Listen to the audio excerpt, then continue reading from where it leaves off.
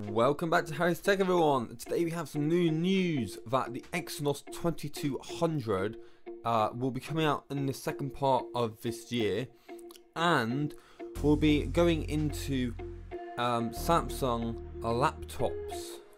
This chip, it says here, tentatively named Exynos 2200, will feature an AMD GPU graphics which deliver a PC class graphics performance. The chip will be fabbed at Samsung's 5nm foundries.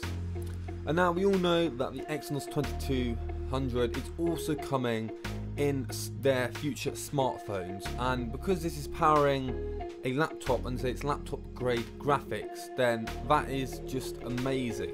And then the Exynos 2200 and the S22 series next year should be amazing. And we have obviously some early leaked benchmarks of the GPU compared to the Apple A14's GPU here, and you can see it absolutely crushes it. So I cannot wait for next year, and I doubt any of you guys can either.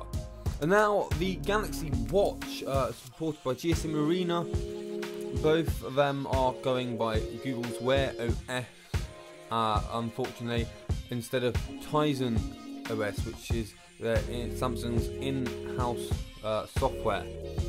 And the Galaxy Watch 4 will come in 42mm and 46mm sizes, while the Watch Active 4 will be offered in 40mm and 42mm models, unlike the Watch Active 2, which was 40mm and 44mm. But is basically a traditional watch design, just like the Watch Active 2. Neither device, unfortunately though, as it's reported, will have the room sugar reading, which will read your blood glucose, unfortunately.